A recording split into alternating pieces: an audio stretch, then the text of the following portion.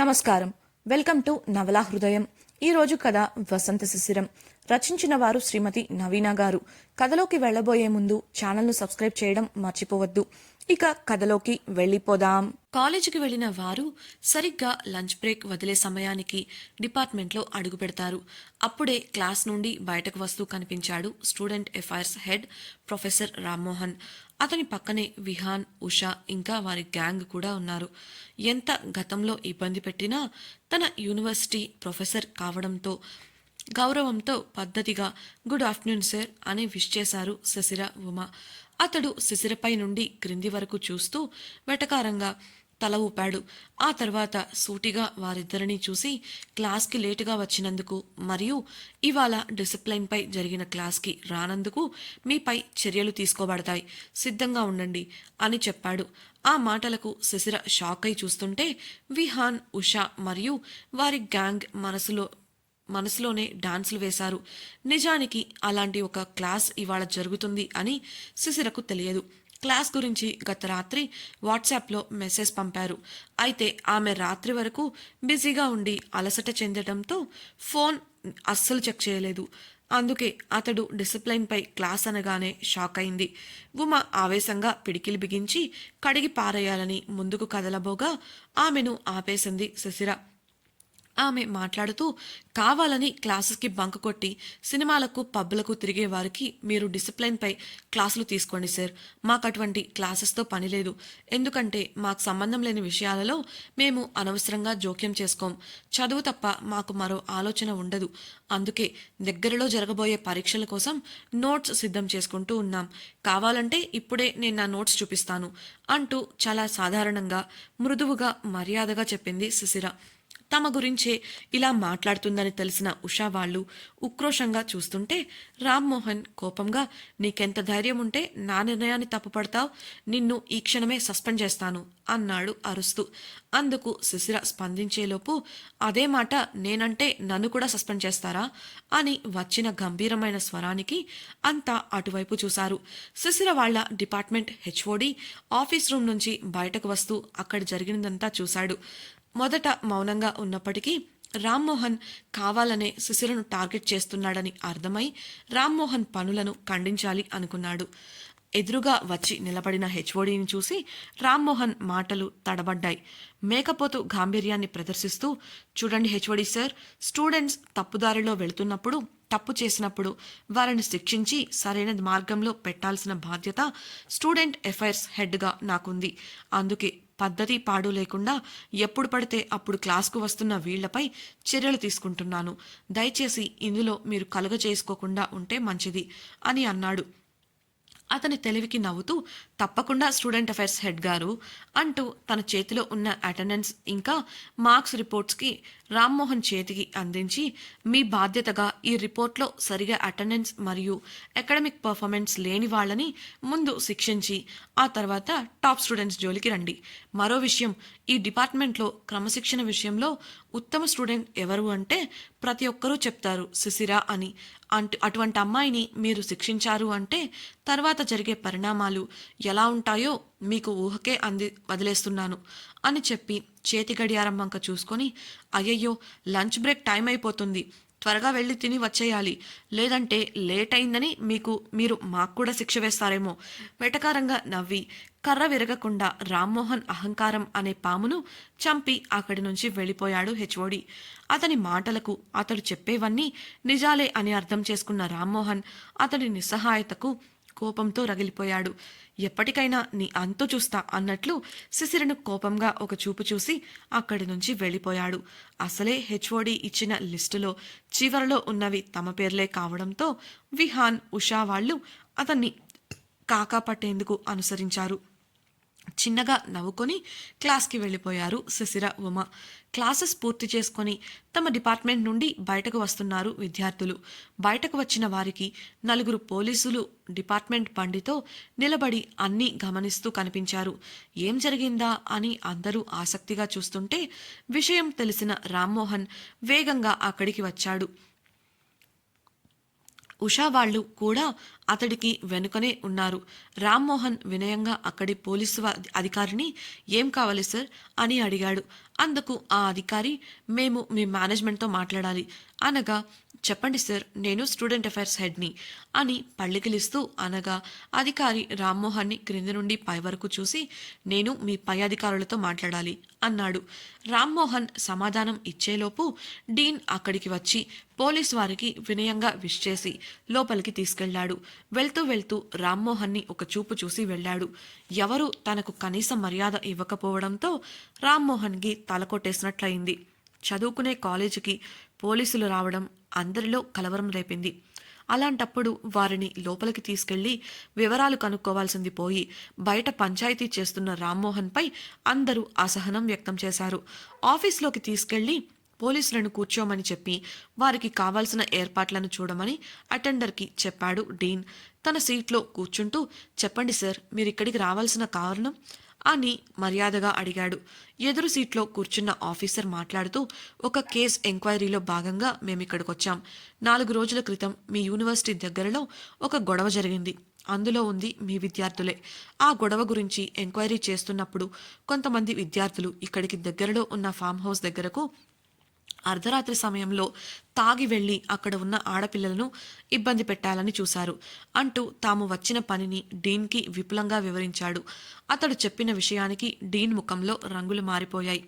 కళ్లద్దాలు తీసి బల్లపై పెడుతూ we are sorry for that sir, మీ ఎంక్వైరీకి మేము అడ్డురాము, మీ పని మీరు చెయ్యండి, కాకపోతే అంటూ ఆగి గట్టిగా గాలి పీల్చి వదిలి యూనివర్సిటీ పేరు బయటకు రానివ్వకండి ప్లీజ్. మేనేజ్మెంట్ తరపున ఇందులో ఎవరు ఇన్వాల్వ్మెంట్ లేదు, అందుకు నేను గ్యారంటీ. విద్యార్థులు చేసిన దానికి మీరు సాక్ష్యాలు సంపాదించగలిగితే ఇందులో మా యూనివర్సిటీ పేరు రాకుండా చూడండి. ఇక్కడ ఎంతోమంది స్టూడెంట్స్ చదువుకోవాలి, జీవితంలో ఎదగాలి అనే ఆశతో వచ్చారు. వాళ్ళు డిస్టర్బ్ అవ్వకూడదు కదా అని బ్రతిమిలాడుతున్నట్లుగా అడిగాడు. ఆ అధికారి అందుకు డోంట్ వరీ సార్, మీరు చెప్పేది మాకు అర్థమవుతుంది, మరియు మాకు దొరికిన సాక్ష్యాలు మీ యూనివర్సిటీ ఫుటేజ్ కాదు, కాబట్టి మీకంత ఇబ్బంది కాకపోవచ్చు అని అన్నాడు. Thank you sir, thank you so much. మీ విచారణలో మా పూర్తి సహకారం ఉంటుంది. మీకు ఏం కావాలన్నా చేయడానికి సిద్ధంగా ఉన్నాం, చెప్పండి అన్న డీన్ చేతిలో కొన్ని వివరాలు పెట్టి వీరి గదులను, వీరితో సంబంధం ఉన్నవారి గదులను మేం వెతకాలి, అలాగే వారందరినీ వ్యక్తిగతంగా విచారించాలి అని అనగా తప్పకుండా సార్ అంటూ అటెండర్ని పిలిచి రామ్మోహన్ని ఇంకొక ప్రొఫెసర్ని పిలవమని చెప్పాడు. అతడు పిలిచిన ప్రొఫెసర్ మొదట రాగా, ప్రొఫెసర్ గారు, ఒక విచారణలో భాగంగా ఆఫీసర్స్ మన క్యాంపస్కి వచ్చారు, దగ్గరుండి వారికి కావాల్సినవి చూసుకోండి, వాళ్ల పని వాళ్లను చేసుకొనివ్వండి, వారికి ఏ ఇబ్బంది కలగకుండా వారి పని పూర్తయ్యే వరకు వారితోనే ఉండి అన్ని పనులు చూసుకోండి అని చెప్పగా ఆ ప్రొఫెసర్ ఆఫీసర్స్ని తీసుకొని అక్కడి నుంచి వెళ్ళిపోయాడు. వారు వెళ్లిన మరుక్షణమే తాపీగా లోపలికి వచ్చిన రామ్మోహన్ను చూసి గంభీరంగా 4 రోజుల క్రితం మన క్యాంపస్ స్టూడెంట్స్ని పోలీసులు అరెస్ట్ చేసిన విషయం మీకు తెలుసా అని అడిగాడు డీన్. రామ్మోహన్ తడబడి తెలుసు, అదంతా ఆ అమ్మాయి వల్లే, మన క్యాంపస్ పరువు తీయడానికే వచ్చినట్లుంది అంటూ చెప్పుకుంటూ పోతుంటే షటప్ రామ్మోహన్ అని బల్లపై చరిచి లేచి నిలబడ్డాడు డీన్. రామ్మోహన్ ముఖం పాలిపోయింది. అతడిని కోపంగా చూస్తూ చైర్మన్ గారు మీటింగ్లో ఉన్నారు, నాతో రండి అంటూ చైర్మన్ గదివైపు నడిచాడు. వారు లోపలికి వెళ్లేసరికి వైస్ చైర్మన్తో పాటు ఇంకొందరు హయ్యర్ లెవెల్ మేనేజ్మెంట్ స్టాఫ్ అంతా కూడా ఆ మీటింగ్ హాల్లో కూర్చుని ఉన్నారు. చైర్మన్, వైస్ చైర్మన్ కోపంగా చూస్తుంటే ఒక స్టాఫ్ మెంబర్ లేచి ఇలా ఎలా జరుగుతుంది మిస్టర్ రామ్మోహన్, మీ నిర్లక్ష్యం వల్ల ఈరోజు మన క్యాంపస్లోకి పోలీసులు వచ్చారు, దీనికి మీ సమాధానం ఏంటి అని అడిగాడు. రామ్మోహన్ కలవరపడుతున్నప్పటికీ ధైర్యం తెచ్చుకొని మాట్లాడుతూ సార్, ఇదంతా ఆ అమ్మాయి వల్లే సార్, తనే మన విద్యార్థులపై పోలీసులకు ఫిర్యాదు చేసింది, మనకు చెప్పకుండా వెళ్ళి పోలీసులకు ఫోన్ చేయడంతో సమస్య ఇంత పెద్దదయింది అని సంజాయిషి ఇచ్చాడు. ఇంతలో డీన్ కోపంగా మిస్టర్ రామ్మోహన్, మేమేం అడుగుతున్నాం, మీరేం చెప్తున్నారు అని కాస్త గట్టిగానే అడిగాడు. అందుకు రామ్మోహన్, నేను అదే చెప్తున్నాను సార్, ఈ ఒక్క విషయం మాత్రమే కాదు, మన క్యాంపస్లో తన వల్ల వేరే విద్యార్థులు చాలామంది ఇబ్బంది పడుతున్నారు, తనలాంటి అమ్మాయి మన క్యాంపస్లో ఉంటే మన యూనివర్సిటీ పరువు పోతుంది సార్, పైకి అమాయకంగా నటిస్తూ అందరినీ బుట్టలో వేసుకుంటుంది, తన వల్లే ఇదంతా అని చెప్పాడు. చైర్మన్ కల్పించుకొని, మరి అలాంటి అమ్మాయిని టీసీ ఇచ్చి పంపించకుండా ఏం చేస్తున్నారు? మిగతా పిల్లలను చెడగొడుతున్నప్పుడు ఇంకా ఎందుకు ఆలస్యం అని డీన్ని చూసి గంభీరంగా అడగగా రామ్మోహన్ ముఖం ప్రసన్నంగా మారింది. విషయం తెలిసిన డీన్ అక్కడ ఏదో అపార్థం చోటు చేసుకుంటున్నట్లు అర్థమై చైర్మన్ గారితో ఎక్స్క్యూజ్ మీ అని చెప్పి రామ్మోహన్ని చూస్తూ, రామ్మోహన్ గారు, అసలు జరిగిన విషయం ఏంటో ఒకసారి చెప్తారా అని అడగగా రామ్మోహన్ చెప్పడం మొదలుపెట్టాడు.